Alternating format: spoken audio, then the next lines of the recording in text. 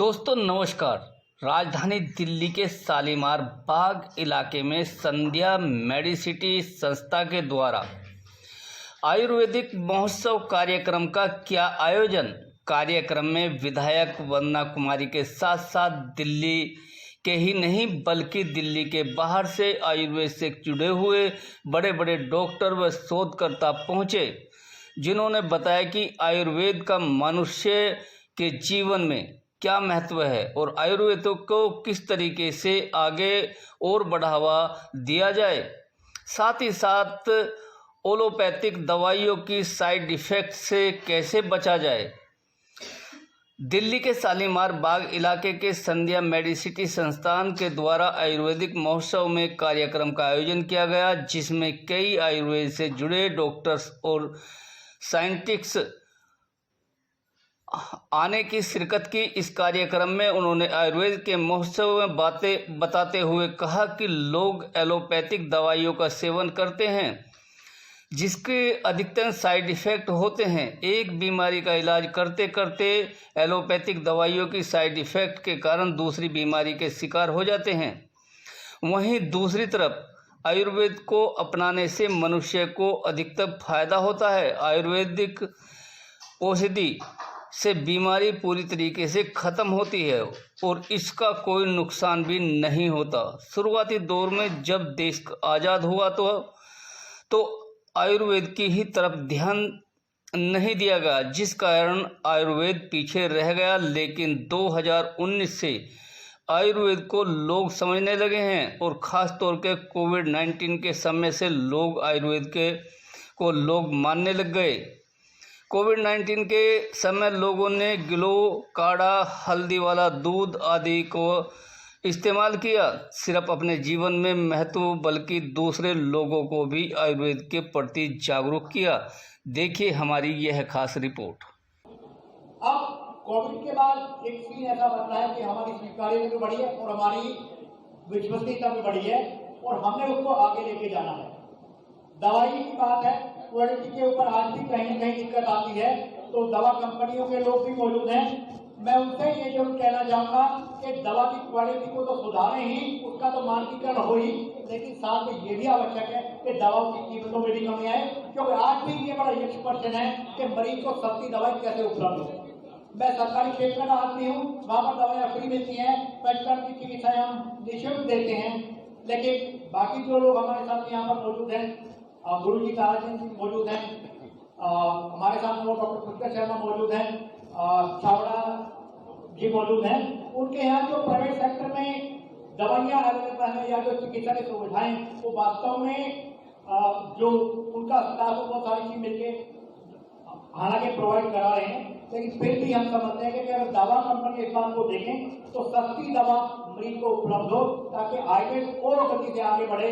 और अभी जो बात हो रही है इतने मिलियन का इंडस्ट्री आयुर्वेद, हम उसको फिर अपने पुराने गौरव की तरफ ले जाकर एक बार फिर भारत पूरे विश्व गुरु के रूप में स्थापित करके चिकित्सा।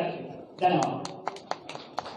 प्रेम रहेगा वो क्यों, इसका एक कारण था। वहाँ केनिया के स्वास्थ्य मंत्री की लड़की का ऑपरेशन हुआ और उसकी आंखें दोनों चली गई और 1 साल तक वो ढूंढते रहे कि आंखें नहीं आई दोबारा। 32 साल की थी। वो मोदी जी से मिले होंगे तो उन्होंने कहा हमारे दक्षिण भारत में श्रीधरियम नाम से आंखों का इलाज होता है आयुर्वेद में, और वो 8 महीने इलाज के बाद दोनों आंखें उनकी आ गई तो वो चमत्कारित हो गई।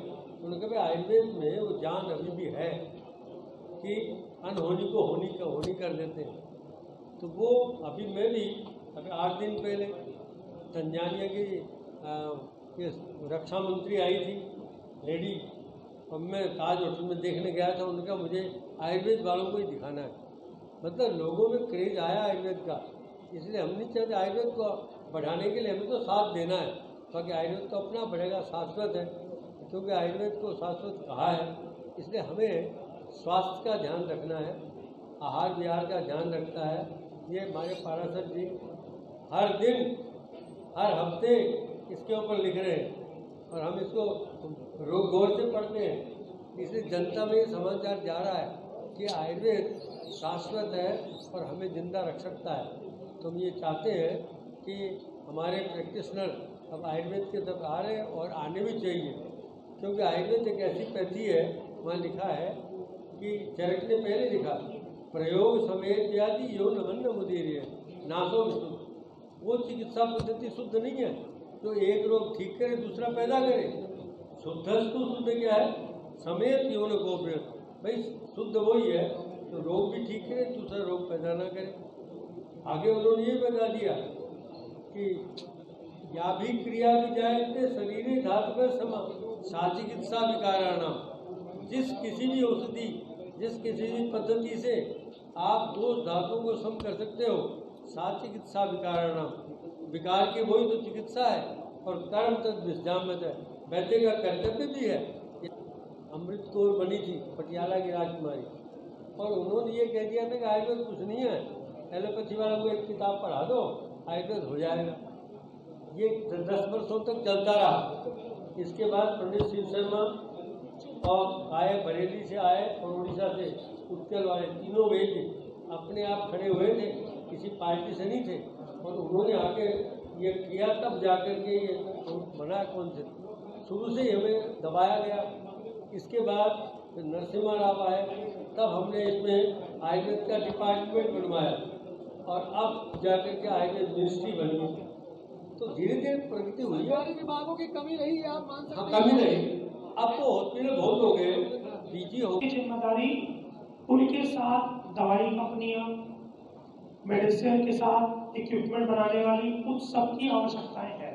जैसे आज हमारे साथ में निरोग इंडियन वैद्य है, जिन्होंने एक कोई किसी डॉक्टर ने किसी पेशेंट पे दवाई की रिसर्च करी, उसी रिसर्च को पूरे भारतवर्ष के हर डॉक्टर तक पहुंचाने की जिम्मेदारी है, क्योंकि अब वो यूनिफाइड फॉर्म में पहुंच रही है। वरना पहले गुरुजी के समय पे जो गुरुजी के चरणों में पहुंच जाता था उसी को ज्ञान मिलता था।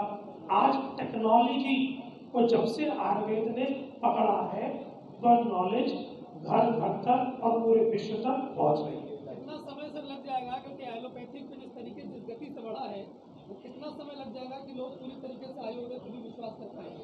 सर देखिए, इसके लिए फोर्ब्स ने 2010 में एक स्टेटमेंट दी थी, वो आप नेक्स्ट से निकाल लीजिए, कि आयुर्वेदिक ऑब्लिक अल्टरनेटिव मेडिसिन, जिसमें यूनानी, सिद्धा, होम्योपैथ सारी आती है, इनका मार्केट कैप जो आज सिर्फ 50 करोड़ है, उस समय 50 करोड़ डॉलर जो भी था, $50 बिलियन, वो $300 बिलियन बाय 2030 हो जाएगा।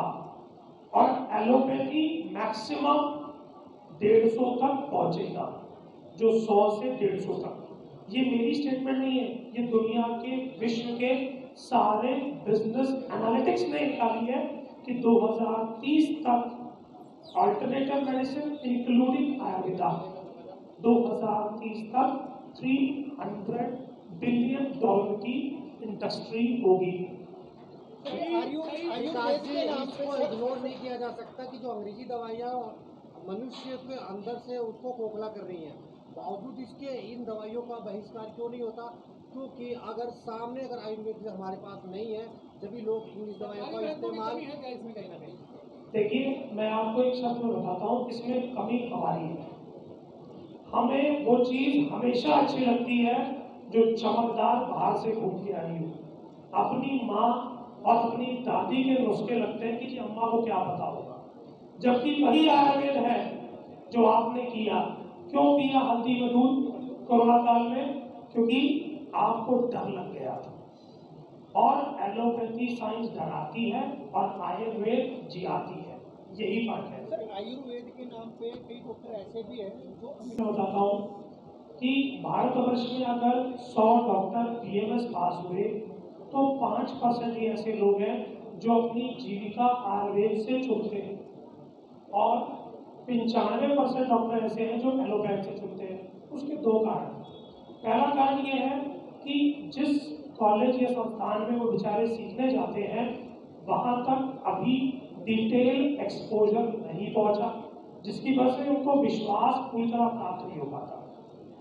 उसी के माध्यम से ही हमने और कई सारी सरकारी संस्थाओं ने रेगुलर ट्रेनिंग को स्टार्ट किया कि जो कॉलेज में छूट गया वो आप सीख लो।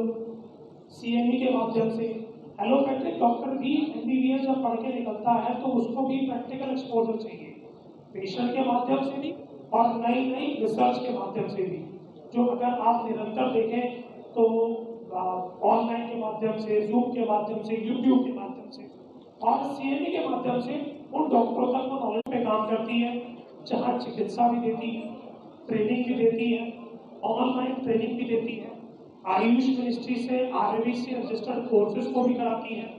उसके अलावा NABH की ट्रेनिंग भी देती है, NABH की कंसल्टेंसी भी देती है। उसके अलावा मेडिसिन मैन्युफैक्चरिंग में भी है।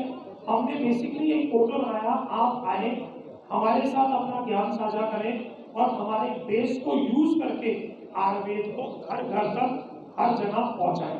संध्या मेडिसिटी एक्चुअली मेरी नहीं, उन डॉक्टर्स के साथ बनी हुई एसोसिएशन है जो एक को आयुर्वेदा का मतलब समझाया। और आपने देखा होगा जो हल्दी, अदरक, गिलोय, एलोवेरा बहुत महत्वपूर्ण उस समय लगने लगा। हर घर में शायद गिलोय की डाल खोजी जा रही थी, हल्दी दूध में डाल के पी जा रही थी, बहुत सारी चर्चा हुई। लेकिन सबसे महत्वपूर्ण जो है आयुष मंत्रालय हो या दिल्ली गवर्नमेंट का मंत्रालय, ये सब अब आयुर्वेदा ट्रीटमेंट को CGHS, DGHS पैनल में, हर गवर्नमेंट के पैनल में आयुर्वेदा को ऐड करना शायद अपने आप में एक महत्वपूर्ण योगदान है। और हर आदमी अब चाहता है, ढूंढता है, क्योंकि वो कहीं ना कहीं एलोपैथ तो खा रहा है, लेकिन एलोपैथ से साइड इफेक्ट बहुत ज़्यादा बढ़े। और उस कोरोना काल में थोड़ी सी भी इफेक्ट हुई, लोगों ने एलोपैथ खूब खाया और उसका साइड इफेक्ट शायद आज तक दिख रहा है। तब से लोगों का और ज़्यादा विश्वास आयुर्वेदा के प्रति बढ़ा है। और मुझे लगता है जो हम सबको, हमारे मीडिया के साथियों को और सभी लोगों को मिलके इसकी व्यवस्था, इसकी जो गुणवत्ता उसको जन जन तक पहुंचाने की जिम्मेदारी हम सबको है। और मैं बहुत बहुत बधाई देती हूँ संध्या मेडिसिटी को, जो हम सब बिखरे मोतियों को अलग अलग जो छोटी छोटी मेडिसिन की, आयुर्वेदा की जो दुकान, शॉप, मेडिकल क्लिनिक, बहुत सारे ये कार्य नहीं करेंगे। कोई भी जनमानस आयुर्वेदा डॉक्टर को अपने आसपास ढूंढता है। आज एक छोटे से गाँव में कस्बे में भी 4G, 4G का 5G पहुंचने वाला है। सब लोग जो ढूंढ रहे हैं अपने आसपास अपनी चिकित्सा के प्रॉब्लम्स का सोल्यूशन, वो इस मोबाइल के थ्रू ढूंढ रहे हैं। आपके घर घर में मोबाइल है, तो जब तक आप इस मोबाइल डिवाइस में डॉक्टर्स को नहीं पहुंचाएंगे, एक सिंपल चीज बोली गई है, जो दिखता है वो बिकता है। जब तक आप दिखाएंगे नहीं लोगों को कि आपके आसपास कितने सारे ऐसे डॉक्टर्स हैं जिनसे आप चिकित्सा करा सकते हैं, तब तक आप कितनी बातें कर लें, कितने प्रोग्राम बना लें, कितना ही प्लानिंग कर लें, विद ड्यू रिस्पेक्ट, वो सक्सेसफुल पब्लिक तक, एक लोकल आदमी तक नहीं पहुंच पाएगा। अभी हाल ही में उत्तर प्रदेश सरकार ने हमें जिम्मेदारी दी, हमने गाजियाबाद और रायपुर के सारे सरकारी आयुर्वेदिक चिकित्सालयों को गूगल पे लिस्ट किया और उनकी गूगल लिस्टिंग स्टार्ट करी। तो आसपास अगर कोई भी अपना सरकारी आयुर्वेदिक हॉस्पिटल ढूंढ रहा है तो वो गूगल पे देखेगा और वहाँ पे पहुँच के अपना फ्री में इलाज कराएगा। तो अभी ग्राउंड वर्क समझना चाहिए और ये कहना, और हमें इसमें गर्व महसूस हो रहा है कि पूरे भारतवर्ष में हमने 773 जिलों में आयुर्वेदा डॉक्टर्स का डेटा मैप किया।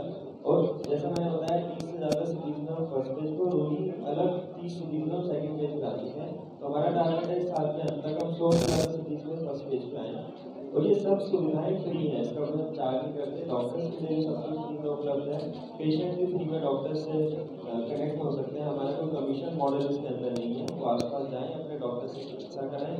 यही हमारा उद्देश्य है कि पूरे भारतवर्ष में आयुर्वेद को घर घर तक लेके जाया जाए। ऐसे कि हम देखते हैं कि हमारे कंट्री में हमने जितने सारे एग्जाम्पल देखे, अमेजॉन, फ्लिपकार्ट है जिसने बिजनेस को बढ़ाया, जिसने व्यापारियों को एक नया मौका दिया, उबर है, ओला है जिसने टैक्सी को बढ़ाया, जोमेटो है जिसने छोटे छोटे रेस्टोरेंट्स को ग्रो करा और वो उससे हजारों लाखों का बिजनेस करते हैं। ऐसे कई सारे एग्जाम्पल्स आपके पास हैं। वही उन्होंने छोटे छोटे होटल्स को सपोर्ट किया।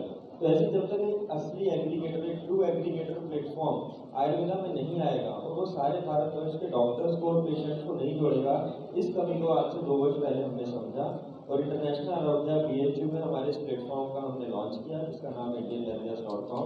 तो मेरी आप सबसे एक गुजारिश है कि प्लीज़ इस प्लेटफॉर्म को यूज़ करें, जन जन तक इसको पहुंचाएं और कोशिश करें कि आसपास जो भी आयुर्वेदिक की बीमारी, आयुर्वेदिक का जो भी चिकित्सा कर रहे हैं, उन रोगियों को एक आयुर्वेद चिकित्सक तक जोड़ा जाए। जैसे हमारा अपना भी क्लिनिक गाजियाबाद में है और NCR में हम अपने आप को एक ठीक ठाक लेवल पे आज पिछले कुछ सालों से लोगों की सेवा करते करते पहुंचा पाए हैं। इसमें हमने ये देखा कि जो यहाँ पर भी डिस्कशन हुआ कि अगर आप विशुद्ध आयुर्वेद चिकित्सा करते हैं, एक प्योर आयुर्वेद का प्रैक्टिस करते हैं, तो उसके अपने लाभ हैं, उसके अपने फायदे हैं। जैसे जैसे आप करते एजुकेशन चाहिए, रिसर्च टॉपिक्स पे कैसे डिस्कशन हो रहा है, नई नई रिसर्चेस आ रही हैं, उसके लिए रेगुलर हम CME प्रोग्राम्स ऑर्गेनाइज करते हैं। इसके साथ साथ हमारी कुछ मेडिसिन्स हैं जो जन जन तक ऑनलाइन अवेलेबल हैं। इसके साथ साथ जो हमारा पंचकर्म द्वारा ट्रीटमेंट्स किए जा रहे हैं, जो सेंट्रल गवर्नमेंट के DGHS के पेशेंट्स हैं या जो नॉर्मल लोग हैं, आयुर्वेद से कैसे अपने आप को हेल्थी रख सकते हैं। आयुर्वेद में दी गई पुरातत्व साइंस में गर्भ संस्कार के बारे में बताया गया है। जो आने वाली नई जनरेशन है हमारी, उनको हम कैसे स्वस्थ बना सकते हैं कि अगर हमारे बच्चे अच्छे पैदा होंगे, मानसिक रूप से, शारीरिक रूप से स्वस्थ होंगे, तभी हम आगे अपने देश का कल्याण कर सकते हैं। उसके लिए गर्भ संस्कार का व्याख्यान है जिसको हमें फॉलो करना चाहिए।